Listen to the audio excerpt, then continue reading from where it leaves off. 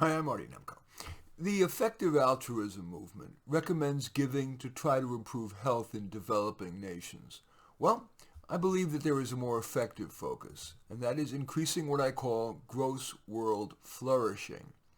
That is, giving to the people with particularly good potential, for example, becoming wise leaders, developing clean, abundant energy, and generating better preventions and cures for diseases. Here's an example of such more effective altruism. I call it Mentor Match. It's like Match.com, like software would in developed nations, match mentors with low-income kids of high intellectual ability, drive, and ethics. The mentors, paid or volunteered, would be screened via software, as in background checking software, and trained via an online interactive short course, like in online traffic school. Or the, quote, mentor could be a mentoring or counseling app adapted from existing ones or developed custom. The kids could be identified by sending an email soliciting referrals to the School Counselor Association's mailing list.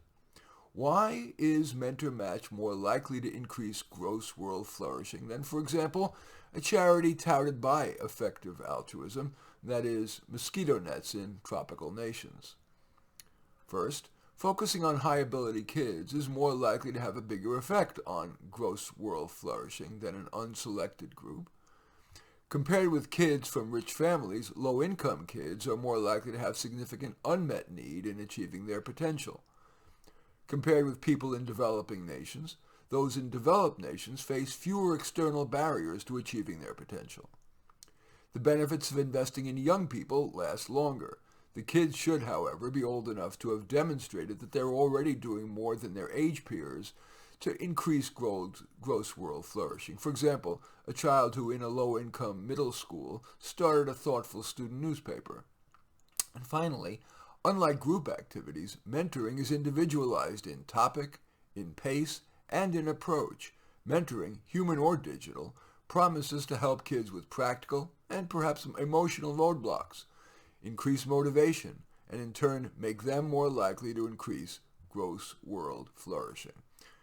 A few other examples of more effective altruism initiatives: funding the development of super courses.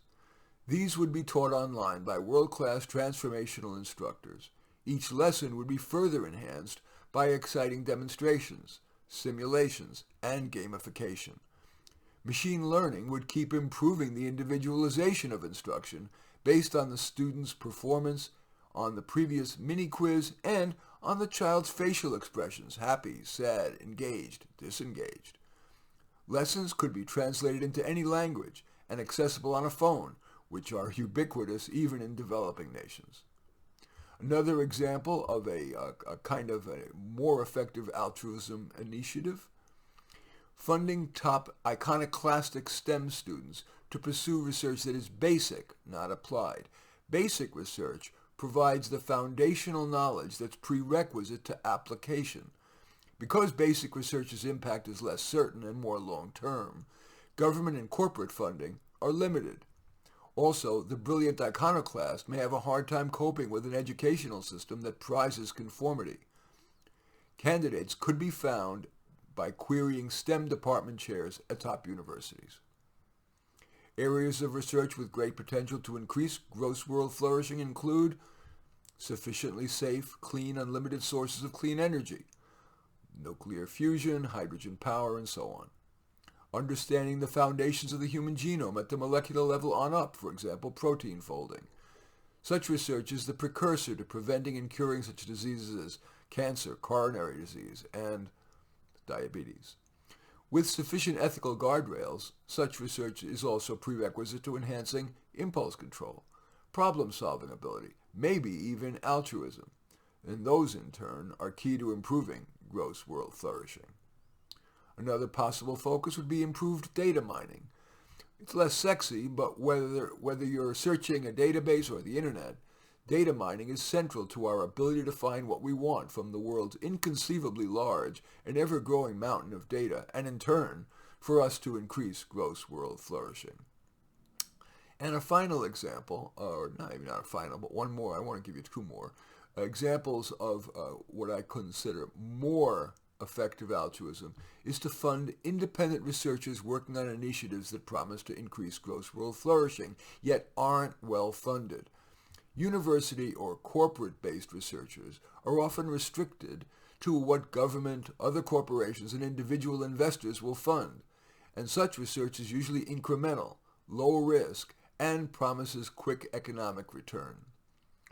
Some researchers who refuse such shackling are held back not by their mediocrity or their ideas' mediocrity, but by lack of funding. Funding needn't be limited to money. For example, I fund and facilitate a group of 9 such researchers and believe it is a cost-effective way to increase gross world flourishing. And one more example of what I consider more effective altruism is to fund research instrumentation.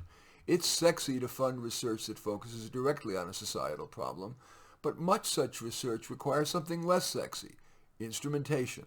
For example, better imaging equipment, electron microscopy, DNA sequencers, better processing chips, etc. Funding instrumentation can be a potent under-the-radar way to increase gross world flourishing. It seems like only yesterday when the, quote, effective altruism movement began, yet it already feels a bit like an entrenched status quo, with considerable insistence that the most effective altruism is to try to improve health in developing nations. I believe that focusing on improving gross world flourishing would make, quote, effective altruism, well, more effective. In any event, I do thank you for watching. I'm Marty Nemko. I welcome your thumbs up and accept your thumbs down. I always look forward to your comments and especially like it if you hit the share button below. Share on your social media so that my efforts can have broader impact. And I am flattered if you choose to subscribe to my channel. In any event, I do thank you for watching. I am Marty Nemko.